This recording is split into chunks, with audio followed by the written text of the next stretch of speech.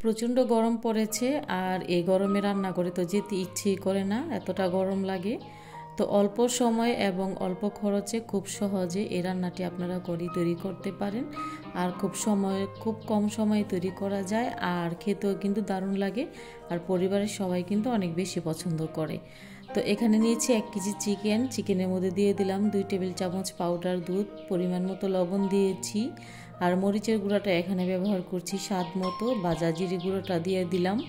এখানে দিয়ে দিচ্ছি ধনিয়ার গুঁড়া আর আদা রসুন বাটাটা ব্যবহার করছি। তো এখানে ধনিয়ার গুঁড়া এবং ভাজা জিরা গুঁড়াটা আমি সম পরিমাণে ব্যবহার করেছি।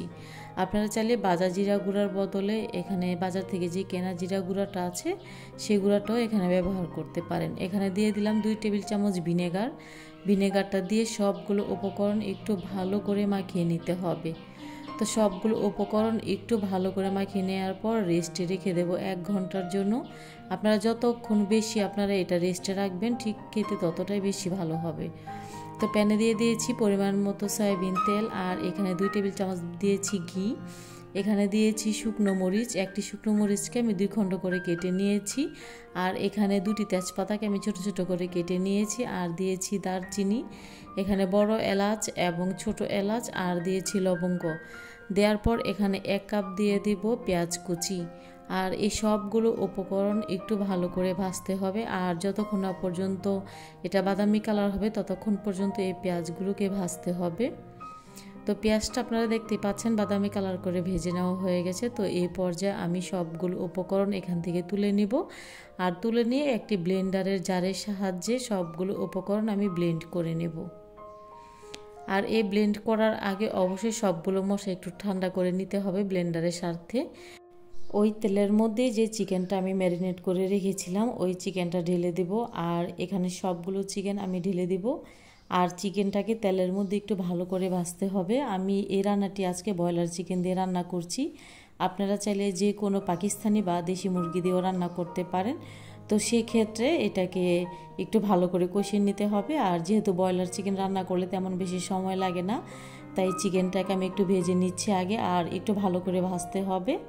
একটু ভালো করে ভেজে নিতে হলে নাড়াচাড়া করতে হবে। আমি চুলার আগুন হাই হিটে রেখেই একটু ভালো করে নাড়াচাড়া করে ভেজে নিচ্ছি। তো এই পর্যায়ে এখানে দিয়ে দিব এখানে টমেটো কুচি দিয়ে দেওয়ার পর এখানে যে আমি আগে থেকে একটা মশলা রেডি করে রেখেছিলাম ওই মশলাটাকে ব্লেন্ড করে নিয়েছি। আর ওই মশলাটা এখানে দিয়ে দিচ্ছি। আর এই মশলাটা দেওয়ার কারণে খেতে অনেকটা বেশি ভালো হবে বিরিয়ানিটা, আর অনেকটা বেশি টেস্ট হবে। আপনারা চাইলে এরকম করে একবার রান্না করে দেখতে পারেন। আর এভাবে রান্না করে অবশ্যই আমাকে কমেন্ট করে জানাবেন যে এভাবে রান্না করলে বিরিয়ানিটা ঠিক খেতে কেমন হয়। তো ব্লেন্ডারে জারটা ধুয়ে সামান্য একটু পানি দিয়েছি। আর পানিটা দিয়ে এই পানি দিয়ে আজকে আমি এই চিকেনটা রান্না করব, যেহেতু এটা ব্রয়লার চিকেন। আর ব্রয়লার চিকেন রান্না করতে তেমন পানির প্রয়োজন হয় না। আর আপনারা যদি দেশি মুরগি দিয়ে রান্না করেন তো সেই ক্ষেত্রে এখানে পানির পরিমাণটা একটু বাড়িয়ে দিতে পারেন। তো ঢাকনা দিয়ে রান্না করেছি। আর রান্নাটা করার পর আবারও ঢাকনাটা তুলে একটু নাড়াচাড়া করে নিতে হবে। তো এরই মাঝে আমার চিকেনটা সিদ্ধ হয়ে গেছে। তো এই পর্যায়ে আমি চিকেনগুলোকে প্যান থেকে তুলে নিব। সবগুলো চিকেনই প্যান থেকে তুলে নিতে হবে। প্যান থেকে চিকেনগুলো তুলে নেওয়ার পর মশলাটা সামান্য একটু কষিয়ে নিব। তো সামান্য একটু কষিয়ে নেওয়ার পর আমি আগে থেকে পোলাও চালটা ভালো করে ধুয়ে পানি ঝরিয়ে রেখেছিলাম ছাঁকনিতে। আর আপনারা তো জানেন যে চালটা যদি আগে ভালো করে ধুয়ে রাখা হয় তাহলে সেই চালটা রান্নার পর অনেকটা ঝরঝরে হয়।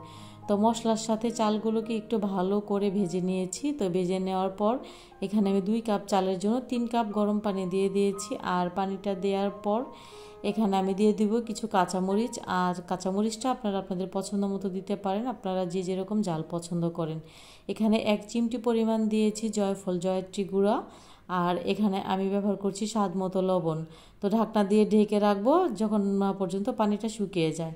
তো পানিটা অনেকটা শুকিয়ে টেনে এসেছে। তো এই পর্যায়ে আমি আগে যে চিকেনটা রান্না করে রেখেছিলাম ওই চিকেনটা এখানে দিয়ে দিব। দিয়ে দেওয়ার পর এখানে দিয়ে দিচ্ছি ঘি, সুন্দর একটি ফ্লেভারের জন্য। লাস্টে যদি এরকম ঘি দেওয়া হয় তাহলে বিরিয়ানি বা পোলাও যে কোনো খাবারের স্বাদ কিন্তু আর একটু বেড়ে যায়। আর পছন্দ মতো দিয়ে দিলাম কিশমিশ। আপনারা চাইলে এখানে পছন্দ মতো বাদামও দিতে পারেন। তো দিয়ে সবগুলো উপকরণ একটু নাড়াচাড়া করে আমি 10 মিনিটের জন্য ঢেকে রেখেছিলাম। তো ফিরে এলাম 10 মিনিট পর। 10 মিনিট পর আবারও আমি একটু নাড়াচাড়া করে নিব। নাড়াচাড়া করে নেওয়ার পর চুলার আঁচ বন্ধ করে দিয়ে আবার আমি 5 মিনিট ঢেকে রেখেছিলাম। তো রান্না করার পর দেখতে পাচ্ছেন যে মাশাআল্লাহ বিরিয়ানিটা দেখতে কতটা সুন্দর হয়েছে। তো রেসিপি ভালো লাগলে শেয়ার করার অনুরোধ রইল। আল্লাহ হাফেজ।